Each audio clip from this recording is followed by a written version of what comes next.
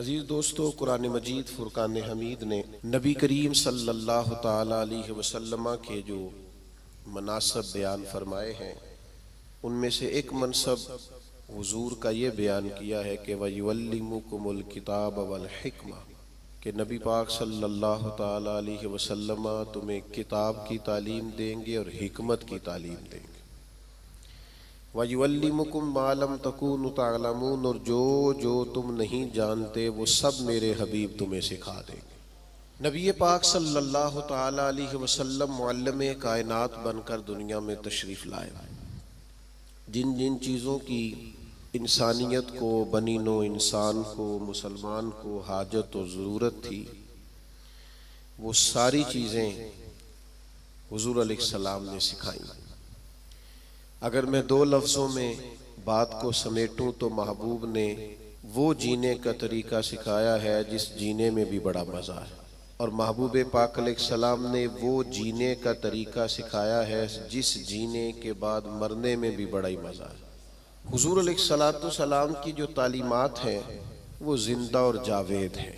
एक एक बात इंसान को ज़हनी तौर पर तवाना और फ़िक्री तौर पर जवान कर देती है।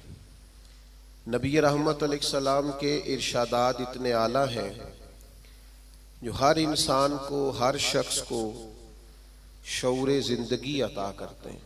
आप अंदाज़ा फरमाइए, मज़दूर क्या समझता है अपने आप को?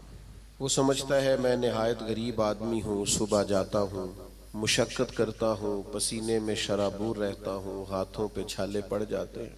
लेकिन अगर हुज़ूर अलैहिस्सलाम की तालीमात को देखा जाए तो हुज़ूर फरमाने लगे, सबसे बेहतरीन खाना ही वो है जो तू अपने दो हाथों की मेहनत से कमा के खाता है। नबी करीम अलैहिस्सलाम ने उसको इतनी इज्जत दी कि मजदूर को फख्र होने लगा कि मैं मजदूरी नहीं कर रहा, मैं तो बड़ा अजीम आदमी हूँ। हर शख्स के बारे में जो हुजूर की तालीम, आप यकीन करें, हमारी जितनी भी ज़िंदगी में, हमारे जहनों में, हमारे मिजाजों में, हमारी तबीयतों में जितना भी इस्तिराब पैदा होता है, जितनी भी बेचैनी पैदा होती है, किसी जगह किसी मकाम पर अगर कोई उलझाव पैदा होता है तो उन सारे सवालों के जवाब अल्लाह के रसूल ने इरशाद फरमाए। हम चूँकि किताब व सुन्नत की तालीमात के मामले में बहुत गहरा उतरते ही नहीं, ज़्यादा तवज्जो ही नहीं करते, इन हिमाक के साथ उन चीज़ों को लेते नहीं, वरना एक एक पहलू पर हुजूर ने तालीमात बयान फरमाई। और फिर उसके साथ साथ जो कमाल है वो ये है कि महबूब करीम ने सिर्फ किताब की तालीम नहीं दी, हिकमत भी सिखाई। दानाई बड़ी नेमत है, हिकमत बड़ी सादत है, और नबी पाक सल्लल्लाहु ताला अलैहि वसल्लम हिकमत की तालीम इरशाद फरमाने वाले। हमारे यहाँ ना जल्दबाजी, बेचैनी, बेकरारी और फेमस होने का शौक़ और आगे बढ़ने का शौक़ और अपनी ज़िंदगी के अंदर तरह तरह की इंसान की उछलती और मचलती ख्वाहिशात, ये उसे हिकमत से दूर कर देती हैं। नबी पाक सल्लल्लाहु ताला अलैहि वसल्लम ने हमें जो हिकमत अता की है ना, वो इंसान को बुर्दबार कर देती है, उसकी ज़िंदगी में ठहराव आ जाता है। वो जिस मकाम पे भी होता है वो अपने आप को अल्लाह तबारक व तआला की ख़ास रहमत में शुमार करता है। उसे एक ख़ास किस्म का इत्मीनान क़ल्बी और इंशराह सदर नसीब होता है। देखें, एक ही काम है, उसे बेचैन होके कर लिया जाए फिर भी उसने हो जाना है, बेचैन होके कर लिया जाए, परेशान होके कर लिया जाए, उलझ के कर लिया जाए और उकता के कर लिया जाए तो काम फिर भी हो जाता है। लेकिन वही काम अगर सुकून से कर लिया जाए, ठंडक से कर लिया जाए, ज़रा मुस्कुरा के कर लिया जाए, ज़रा बुर्दबारी से कर लिया जाए, तो उसका नतीजा ये निकलता है कि इंसान ना सुकून में रहता है। हमारे यहाँ चूँकि दानाई नहीं होती तो जो बिल्कुल सही चीज़ होती है ना, उसका भी हम ऐसा उलट मतलब बयान करते हैं, ऐसा इनफिरादी मतलब बयान करते हैं कि वो सही बात भी बाज़-औक़ात ना गलत हो जाती है। आप सही बात भी करें, वो कुछ लोग कहते हैं जी मैं इसलिए कड़वा हूँ कि मैं सच बोलता हूँ, तो मैंने कहा ऐसी बात नहीं है। दुनिया में सबसे ज़्यादा सच नबी करीम ने बोला है। पर इतना मीठा करके बोला है कि दिल नहीं रूह तक उतर गया है। अजीज दोस्तों, एक बादशाह ने ना ख्वाब देख लिया था। उसने ख्वाब देखा कि मेरे सारे दांत टूट गए। उसने एक ताबीर बताने वाले से ताबीर पूछी कि ये मेरे सारे दांत टूट गए, इसकी ताबीर क्या है। तो वो ताबीर बताने वाला परेशान होकर कहने लगा, बादशाह बात बड़ी खौफनाक है, जो ख्वाब आपको आया है ताबीर बड़ी खतरनाक है। ताबीर ये है कि आपके सारे रिश्तेदार, बहन भाई, बीवी, बच्चे आपकी जिंदगी में फौत हो जाएंगे। बादशाह को बड़ा गुस्सा आया, उसने सजा दी कि कैसी खौफनाक खबर सुना रहा है, सारे चले जाएंगे तो मैंने जी के क्या करना। कुछ दिनों के बाद एक और ताबीर करने वालों को बुलाया और उसे बुला के कहा कि मैंने ये ख्वाब देखा है कि मेरे सारे दांत टूट गए हैं, तो ताबीर क्या है। तो वो कहने लगा, बादशाह ये तो बड़ा अच्छा ख्वाब है। उसने कहा क्या मतलब। कहने लगा, इस ख्वाब की ताबीर ये है कि आपके खानदान में से सबसे लंबी उम्र अल्लाह आपको अता फरमाएगा। बादशाह ने इस बंदे को इनाम दिया, ताइफ दिए और बार बार आने की दावत दी। मेरा ख्याल है ताबीर एक ही नहीं बताई दोनों ने, लेकिन बात अगरचे बेसलीका हो कलीम, पर बात करने को सलीका चाहिए। हम ना अपने बच्चों को इस तरह समझाते हैं कि वो बच्चे बजाय समझने के नाराज हो जाते हैं। हमारा समझाने का अंदाज बाज़ोकात इल्ला माशाअल्लाह तौहीन आमेज होता है। हमारा बाज़ोकात बाज लोगों से मिलना, बाज लोगों के साथ रब्त रखना, उसमें खूबसूरती नहीं होती। दानाई, तदब्बुर, हिकमत, मामला फहमी, ये एक बड़ा जरूरी काम है, एक बड़ा समझदारी वाला काम। नबी पाक सल्लल्लाहु ताला अलैहि वसल्लम ने हमें हिकमत सिखाई है, दानाई सिखाई। पता है मसाइल कब होते हैं? जब हम उन्हें जहन पे सवार कर लेते हैं। और जब परेशानी को ज़हन पे सवार ना किया जाए, फिर परेशानी नहीं रहती, फिर बंदा आसानी से उस परेशानी से गुजर जाता है। बड़े तदब्बुर के साथ रोजमर्रा के मामलात को डील करें। मेरे पास एक दोस्त अपने बच्चे को लेके आए, हजरत इसको दम कर दें, और साथ उन्होंने कहना शुरू किया, बाकी तो इसके बहन भाई बड़े अच्छे थे, ये जिद्दी भी बहुत है और अड़ भी बड़ी जल्दी जाता है, और इसके मिजाज में तलखी भी बहुत ज़्यादा है, और इसकी तबीयत के अंदर सख्ती। दो चार बातें उन्होंने की। तो मैंने कहा कि आप तो इसके वालिद हैं, अगर आप ये लबो लहजा इसके बारे में बयान करेंगे, ये तो सारे खानदान से कट जाएगा। आपको तो ऐसा करना चाहिए था कि अगर आप इसे समझाते भी तो इस तरह समझाते कि इसे पता ही ना चलता मुझे कोई समझा रहा है। आप इसको जिद्दी कह रहे हैं, इसका तो ज़हन बन जाएगा, मैं तो वाकई जिद्दी हूं, तबीयत बन जाएगी, जहन उसका उलझ जाएगा। हिकमत के साथ अपने मुखालिफ को भी कभी डील करें ना। आपकी तवज्जो है मेरी बात पर? अपने मुखालिफ को भी कभी डील करें ना। हम ना बाज दुश्मनों को इतनी अहमियत देते हैं कि वो तगड़े हो जाते हैं। कुछ दुश्मन ऐसे होते हैं जिनके बारे में कुरान का हुक्म यह है कि वइज़ा खातबहुमुल जाहिलूना कालू सलामा। जब तुम्हारा जाहिलों से आमना सामना हो तो तुमने कहना है भाई तुम्हें सलाम हो। हर आदमी से उलझेंगे नहीं, हर एक से बहस नहीं करेंगे, हर एक के बारे में ये जहन नहीं बनाएंगे कि ये भी मेरा दुश्मन है, ये भी मेरा मुखालिफ। इतनी जल्दी अपने जहन के अंदर तनाव नहीं पैदा करेंगे।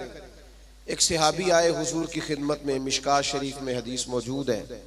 अर्ज किया, या रसूल अल्लाह सल्लल्लाहु ताला अलैहि वसल्लम, कुफार आपका नाम बिगाड़ के लेने लगे हैं, माज़अल्लाह सुम्मा माज़अल्लाह। वो कहते हैं अगर हमने मोहम्मद मान लिया तो मोहम्मद का माना तो वो है जिसकी तारीफ की जाए बार बार। अब वो नाम बिगाड़ के माज़अल्लाह आपको बुरा भला कहते हैं। तो वो सहाबी आए थे और उन्होंने बड़ी खौफनाक तरीके से बात सुनाई। पर पता है हुजूर ने क्या फरमाया? फरमाया पता नहीं वो किसको गालियां दे रहे हैं, पता नहीं वो किसका नाम बिगाड़ रहे हैं, मुझे तो अल्लाह ने मोहम्मद बनाया है। अपने दुश्मन को भी आप हिकमत से डील करेंगे, आप देखेंगे कि आपको उसको इतना तवाना नहीं कर देना कि वो बाद में ज्यादा बड़ा मसला बन जाए। तो दानाई, तदब्बुर, हिकमत, मामला फहमी।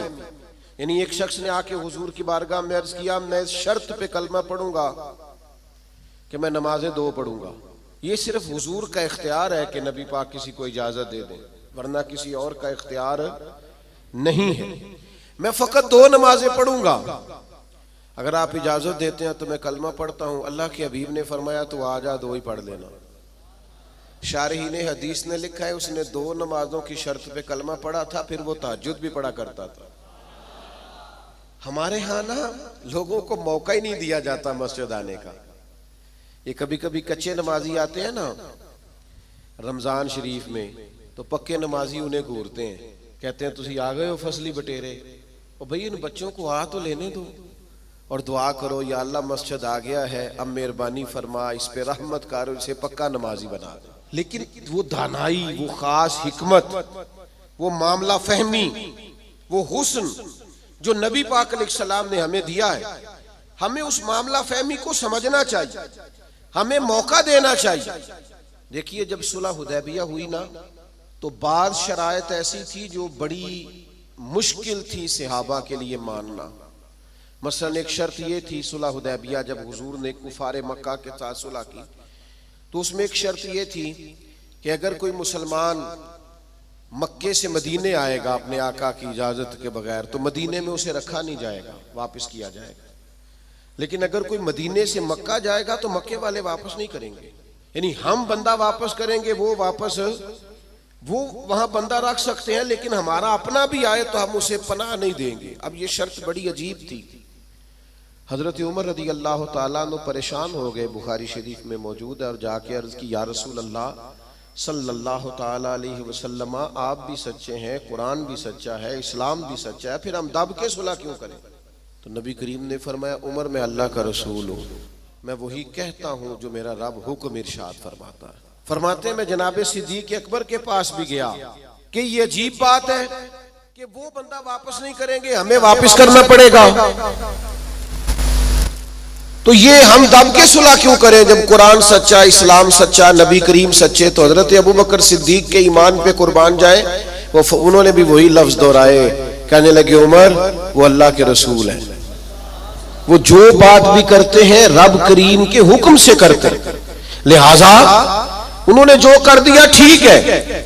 अब ये वो बज़ाहिर शर्त थी जिससे लग रहा था कि मुसलमान दब के सुलह कर रहे हैं, लेकिन आपको पता है सबसे ज्यादा फायदा इस्लाम को इस शर्त ने दिया।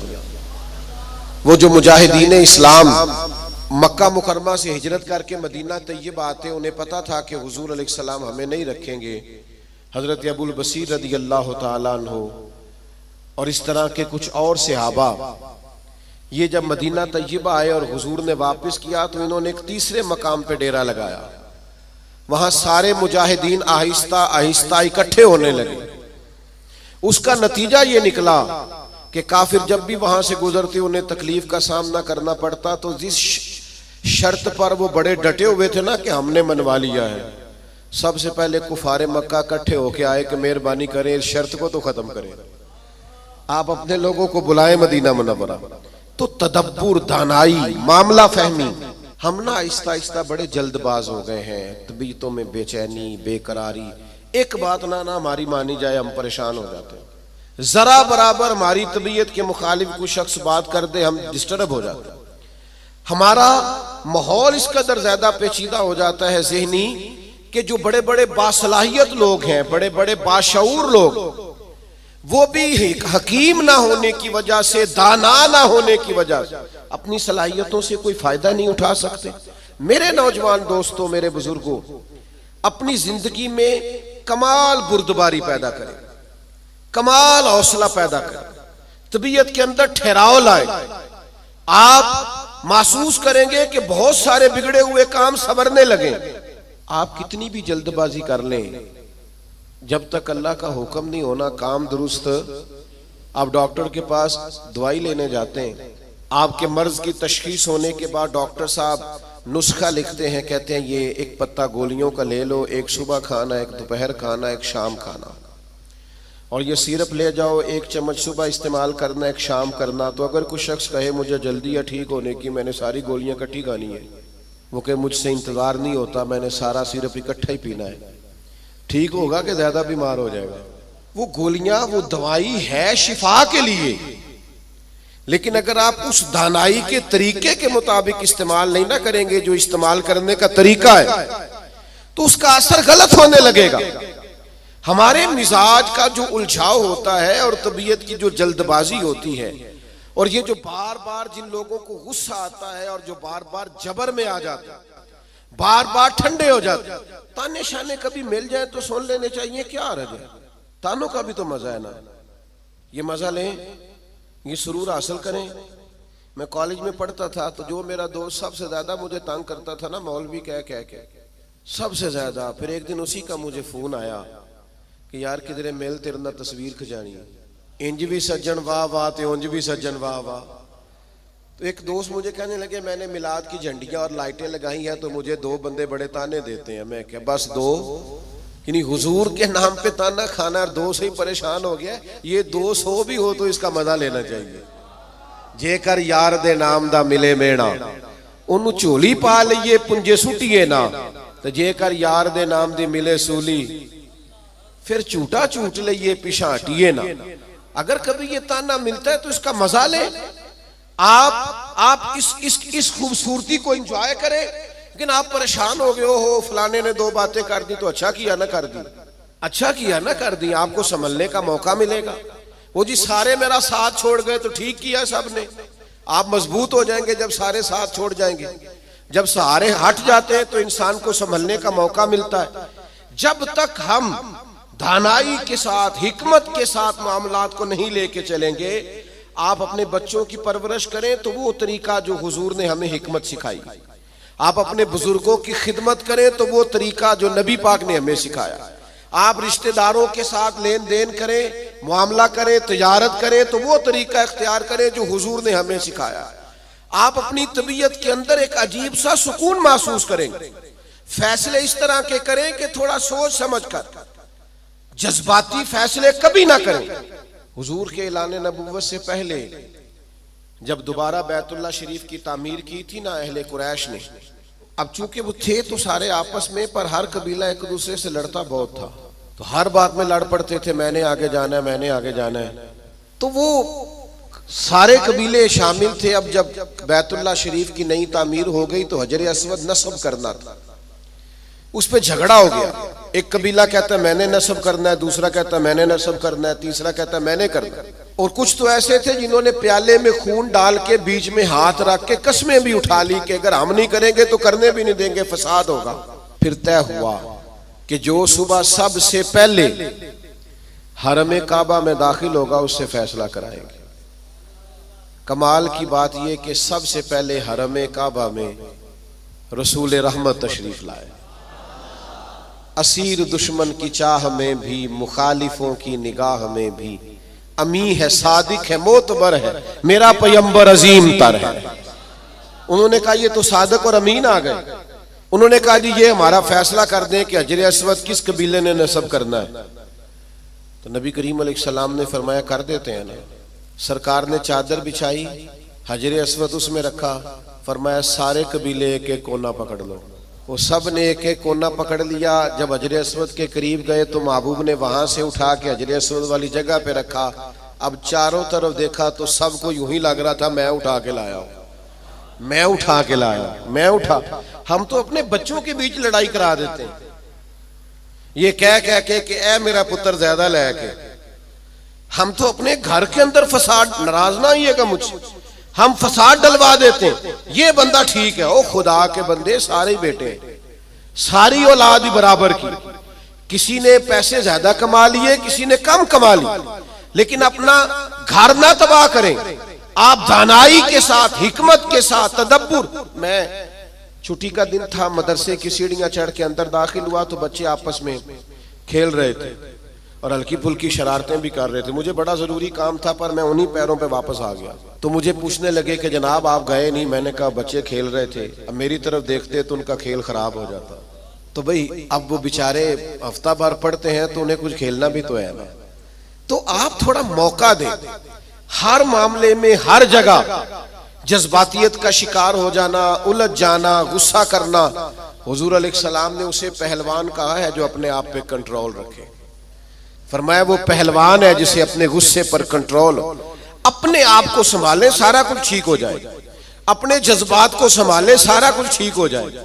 यानी आप बिला वजह किसी के बारे में कह रहे हैं कि वो बड़ा हो गया है, वो अब मशहूर हो गया है, वो अब आगे निकल गया है, वो मेरी बात नहीं सुनता। ऐसा नहीं है, कुछ तो मजबूरियां रही होंगी, यूं ही कोई बेवफा नहीं होता।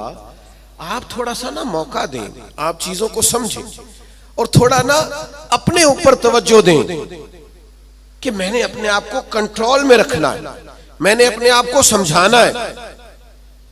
बड़े बड़े महंगे महंगे होटलों में लोग जाते हैं और दूसरों को जाता देखकर परेशान भी होते हैं। मुझसे एक दोस्त ने पूछा, आपने बड़ी जगह देखी, मजा कहाँ आया? मैंने कहा वो जब अम्मा नहीं हांडी पकाती थी और कहती थी कि खाना लेके आया नहीं जाता, ये बैठने के लिए कोई चीज ले ले और यहाँ मेरे करीब ही आ जा।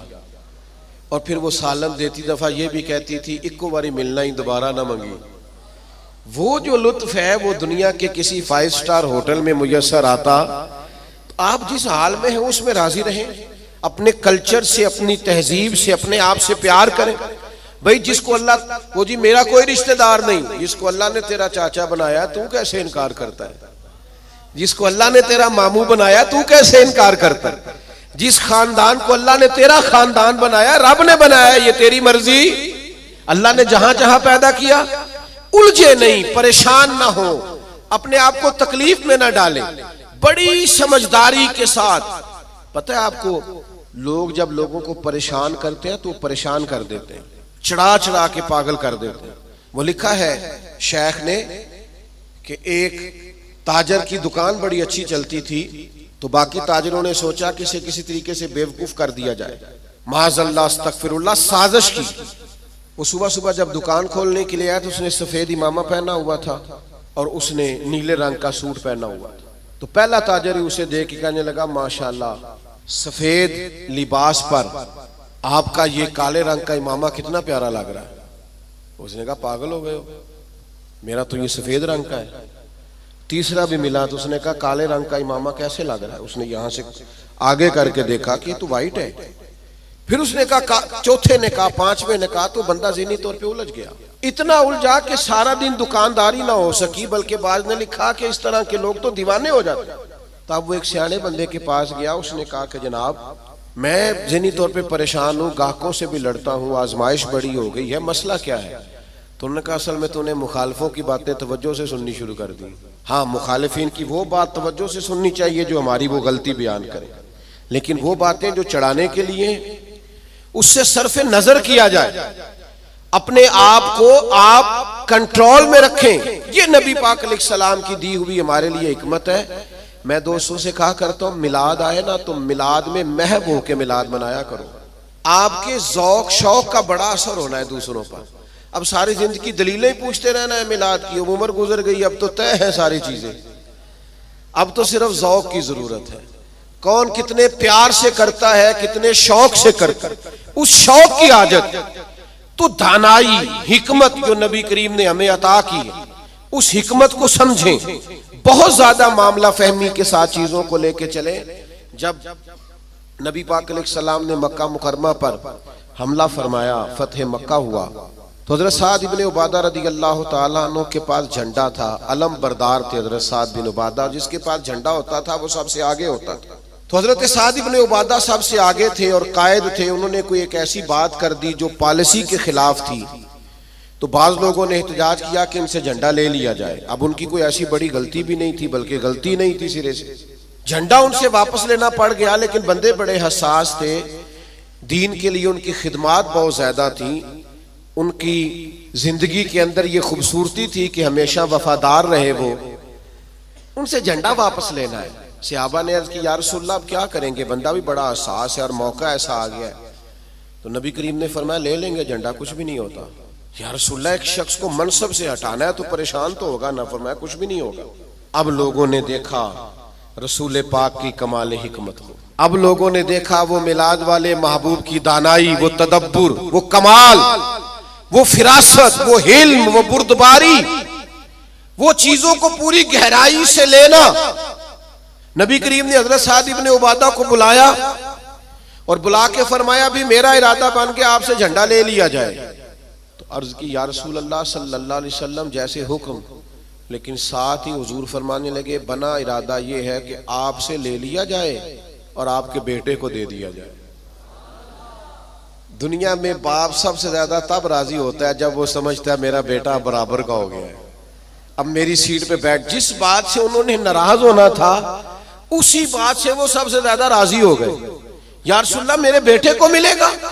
तो मेरे अजीज, मामला फहमी, तदब्बुर, हिकमत, ये नबी करीम ने हमें सिखाई है।